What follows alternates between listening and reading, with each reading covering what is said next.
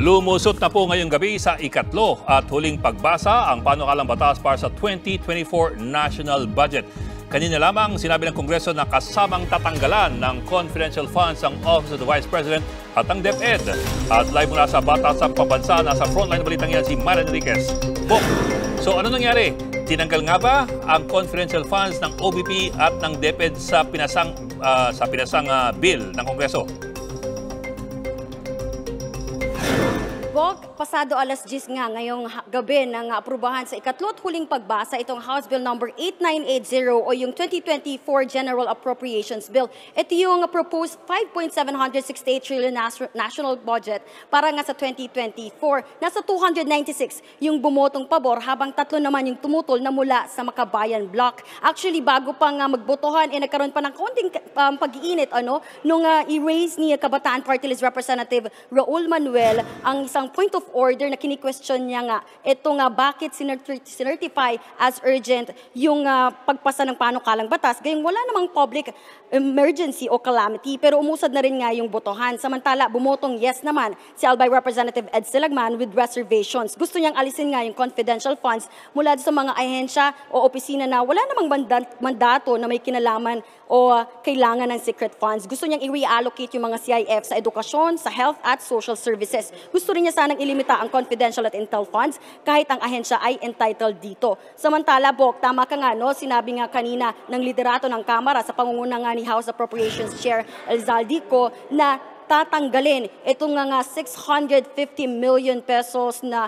confidential funds ng DepEd at ng OVP dahil nga para ibigay doon sa mga ahensya na nangangailangan sa pagtugon nga sa issue dito nga sa West Philippine Sea. Bubuo pa nga nung four-man committee na tinatawag na small committee na magre-resolve nga nitong mga individual amendments at sa pangunguna ni Appropriations Chair Zaldico.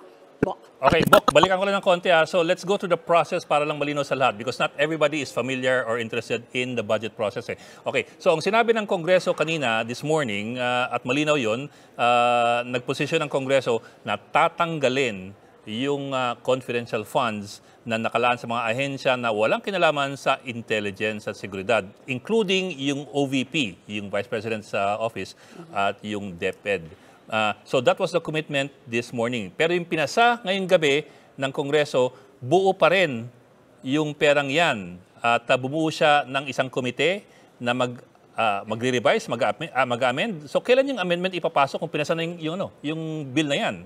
Kailan ihahabol yan? At paano gagawin yung amendment? Wala pang pinal ngayon, Bok, na kung ano man nga yung laman. Pero ang posisyon ngayon ng liderato ng Kamara sa pangunguna nga nitong mga political leaders, yung commitment nila, yung plano nga natanggalin, kabilang ang OVP at ang DepEd na confidential funds, yung 650 million na to. At ang hinihintay talaga natin, Bok, yung magkakaalaman talaga, kapag nag-convene na yung Senado at Kamara sa tinatawag nga nating Bicameral Conference Committee na mangyayari yan sa November pa, I think last week ng November o first week yan ng December. Dito pa magkakaalaman kasi, Bok, pagkatapos dito sa Kamara, kung ano man yung mga napag-usapan o yung natapos nilang bersyon, itatransmit ito sa Senado at mayroon din sariling bersyon ang Senado. Ngayon dito sa Bicameral Conference Committee, dito nila pagkakasunduin yung kanilang mga differences, yung pagkakaiba ng kanilang mga bersyon at doon pa magkakaalaman talaga kung matatanggalan ba ang isang ahensya like the OVP or DepEd ng kanilang confidential funds. Bok, para lang tuloy yung train of thought natin. So, Bok, ang ibig mong sabihin, yung banta ng Kongreso kanina na tanggalin yung confidential funds ng OVP tsaka ng DepEd, hindi tinuloy. Pero balak nilang ituloy yan doon pa lang sa BICAM Committee sa Disyembre. That's 2 months from now. That's a long time from now.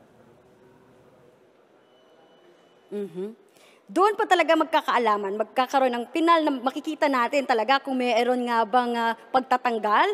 At kasi kanina kung makikita natin, ito ay commitment.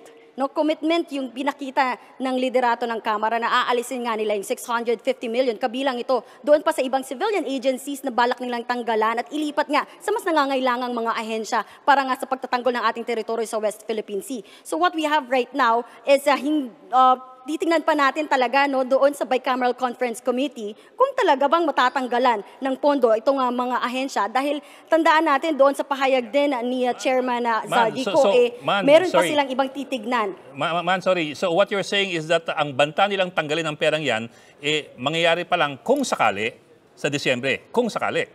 Tama ba? Doon na natin makikita kung talaga bang mawawala yung kanilang confidential funds. And si OVP, si Vice President Sara Duterte, sinabi naman niya na talagang they will defer doon sa wisdom ng Kongreso, no, kung tatanggalan sila o i-retain nila. Teka, hahabol lang ako habang nandiyan kayo. From your reading, they are determined to push this through? Was there consensus in Congress na tanggalan, at least for today, September 27, ba? 27, may consensus ang Kongreso na tanggalan ng confidential funds ang Vice Presidente. Tama ba? Is that a consensus? Tama ka dyan, Bok. Yan nga yung line na nakikita natin na talagang tinutumbok ngayon ng liderato ng Kamara. Kasi iba't ibang liderato, iba't ibang political party leaders na nga yung nag-commit na talagang bubuhusan na lang nila ng pondo nga itong mga ahensya na mas nangangailangan at aalisan itong mga civilian agencies at inuna na nga nilang banggitin yung opisina ni Vice Presidente Sara Duterte at ang Department of Education. I only make a point of the timetables kasi between now and December, ang daming pwede mangyari. December nila balak tanggalin talaga kung sakali sa BICAM. Between now and December, ang daming pwede mangyari. Pwede matanggal si Speaker. Pwedeng magbago ihip ng hangin. This is politics Well, abangan natin yan, Bok. Pero sa ngayon, matibay ang commitment ng liderato ng Kamara na bigay natin yung confidential funds sa mas nangangailangang mga ahensya. Okay. Maraming salamat, Maria Enriquez. Mga kapatid, Ed Lingaw po, maging maalam at may pakialam sa mga napapanahong balita sa ating bansa. Para sa mas malalimang pagtalakay at paghimay sa mga issue at headlines, tumutok lamang at pag-subscribe sa social media pages ng News 5.